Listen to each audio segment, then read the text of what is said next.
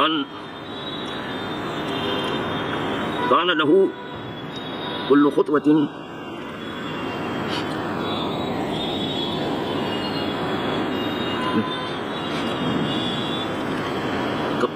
کان لہ کل خطوۃ عمل سنۃ اجر صیامها وقیامها رواہ الترمذی وداؤد والنسائی وابن ماجہ۔ اوس ابن اوس صحابی ہیں، زیادہ تر شام میں رہتے تھے۔ وہ بیان کرتے ہیں کہ فرمایا رسول اللہ صلی اللہ علیہ وسلم کہ جس نے جمعہ کے دن غسل کیا اور غسل کرایا، دو چیزیں، یعنی خود بھی غسل کیا اور اپنے اہل کو بھی کہا غسل کرو۔ یہ دن بہت بڑا ہے، بہت نظافت چاہتا ہے، وہ بڑی نزاکت چاہتا ہے، تو خود بھی غسل کیا اور اپنے اہل کو بھی کہا کہ غسل کرو۔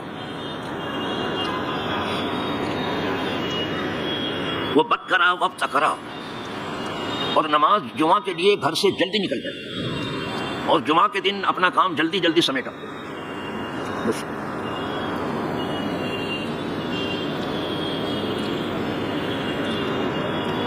وہ مشا ولم یرکب، اور چل کے گیا، سوار ہو کے نہیں گیا، اس لیے کہ جتنا قدم اٹھائے گا اتنا ثواب بڑھے گا۔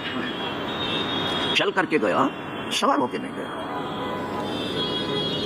ودنا من الامام، اور اتنا چلا کہ امام سے قریب ہو گیا، یعنی پہلی صف میں آ گیا۔ یہ خوش نصیبی کی بات ہے، امام سے قریب ہو گیا۔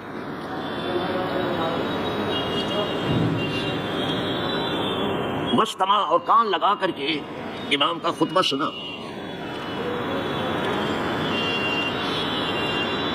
ولم یلغو، اور کوئی بےہودہ کام نہیں کیا،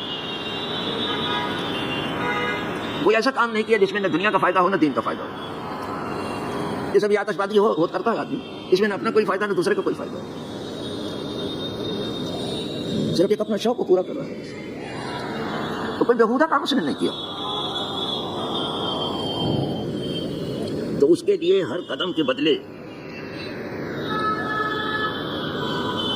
1 سال کا اجر ہے، 1 دن کا نہیں، 1 ہفتے کا نہیں، 1 مہینے کا نہیں، 1 سال، 1 سال کا اجر۔ اب آپ کہیں گے کہ 1 سال کا اجر کیا ہے؟ تو کہا وہ ایسے ہی کہ 1 سال اس نے روزہ رکھا اور 1 سال اس نے نماز پڑھی، اتنا بڑا یاد آ رہا ہے اس کا تذکرہ۔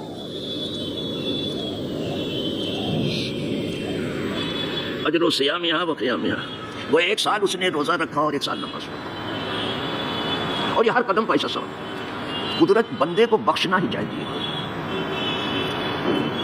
لیکن چونکہ اس دنیا کی بنیاد غفلت پر ہے، بندہ غافل ہے، جب ہوش میں آتا ہے تو اسے اپنی آخرت دکھائی دیتی ہے، اور جب تک ہوش میں نہ آئے صرف اسی دنیا میں لگا لپٹا رہتا ہے، اس سے آگے نہیں سوچتا۔ اس میں جتنی چیزیں بھی بتائی گئیں کوئی مشکل نہیں، جمعہ کے دل غسل کرنا اور گھر والوں سے بھی کہنا غسل کرو، کوئی مشکل بات نہیں۔ جلدی آنا اور اپنا کام سمیٹنا، اس میں کوئی مشکل بات نہیں، بڑی آسانی سے ہو سکتا ہے۔ اور پیدل چل کے آنا، سواری پر آنا، یہ بھی کوئی مشکل نہیں، آ سکتا ہوں، پیدل چل کے آ سکتا ہوں، جو محلے ہی میں ہے تو آ سکتا ہوں۔ ہاں البتہ کہیں دور سے آ رہا ہے تو سوار ہونے پڑے گا اس کو، پھر اسے اجازت بھی دی گئی۔ پھر امام سے قریب ہونا، یہ بھی کوئی مشکل بات نہیں ہے، جو پہلے آئے گا امام سے قریب ہو ہی جائے گا، پہلی صف میں آ جائے گا۔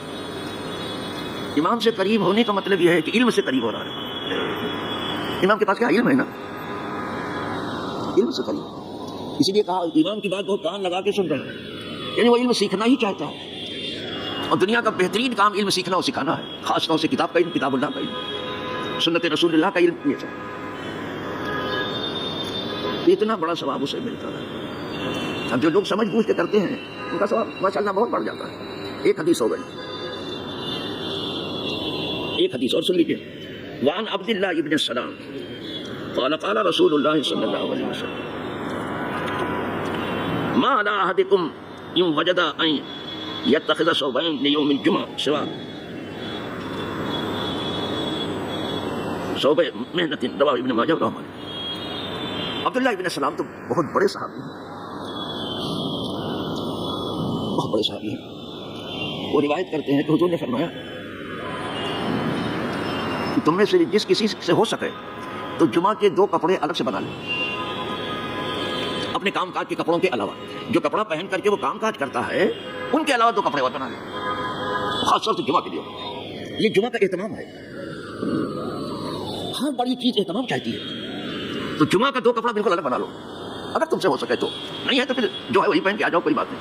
لیکن اگر تم کر سکتے ہو تو ایسا کرو کہ جمعہ کے 2 کپڑے تمہارے الگ ہوں. اب حدیث پاک کے الفاظ ہیں کہ سرکار فرمایا, سرکار ابد قرار روحی فدا صلی اللہ علیہ وسلم, ما علی احدکم ان وجدا, کوئی حرج کی بات نہیں تم میں سے کسی کے اوپر کہ اگر وہ ایسی کسادگی پائے کہ جمعہ کے لیے 2 کپڑے الگ سے بنا لے اپنے کام کاج کے کپڑوں کے علاوہ, تو ایسا کر لے. سرکار بھی جمعہ کے دن بہت اچھا لباس پہنتے تھے ماشاءاللہ.